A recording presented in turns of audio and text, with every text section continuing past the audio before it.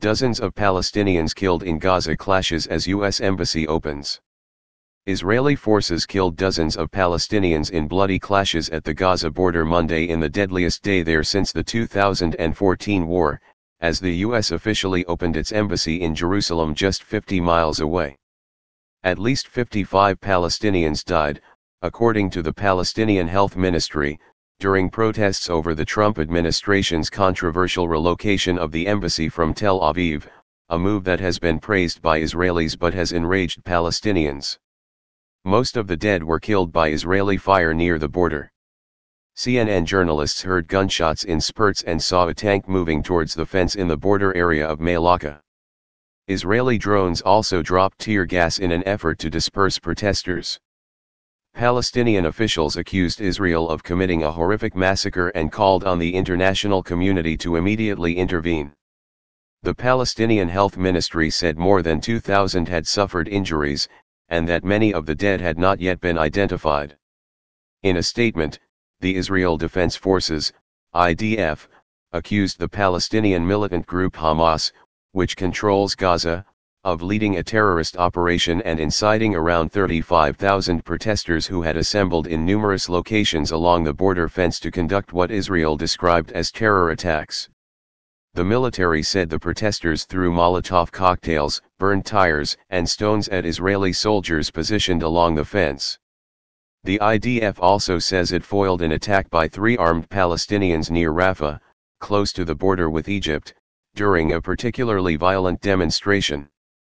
Many of the injured Palestinians were young men who were hit by live ammunition, according to British Palestinian Dr. Ghassan Abu Sid, who spoke to CNN from a hospital run by a British charity in Jabalia camp in northern Gaza. By far, this is the worst day. Worse than the first Friday of the Gaza protests, and we're expecting it to be as bad tomorrow, Abu Sid said, adding that a majority of the wounded were suffering from limb injuries that could have long-term consequences. Each of these young men will need 5 or 7 surgeries for their injuries, and I would say 60% of them will be left with some permanent disability. Israeli Prime Minister Benjamin Netanyahu defended the military's actions, tweeting Monday evening that every country has the duty to defend its borders. Palestinian Authority President Mahmoud Abbas convened an emergency government meeting on Monday afternoon and announced a general strike and 3 days of mourning, both to start Tuesday. Today is one of the most ferocious days our people have seen, Abbas said, before turning his thoughts to the newly anointed U.S. Embassy. Before we were suffering from illegal Israeli settlements. Now it's another illegal settlement by the Israel and the United States.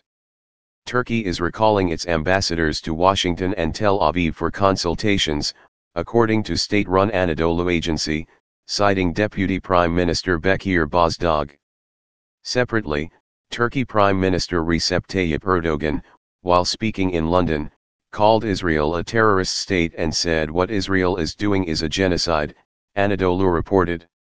United Nations Secretary-General Antonio Guterres was profoundly alarmed by the violence in Gaza and urged Israeli forces to exercise maximum restraint in the use of live fire, his deputy spokesman Farhan Haq said.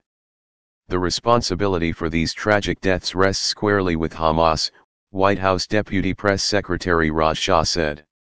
Hamas is intentionally and cynically provoking this response, and as the Secretary of State, Mike Pompeo, said, Israel has a right to defend itself. Kuwait requested an urgent United Nations Security Council meeting on the situation in the Middle East and Gaza for Tuesday morning. The UN's Special Coordinator for the Middle East peace process was expected to brief the Security Council on the situation Tuesday, UK Ambassador Karen Pierce told reporters Monday afternoon.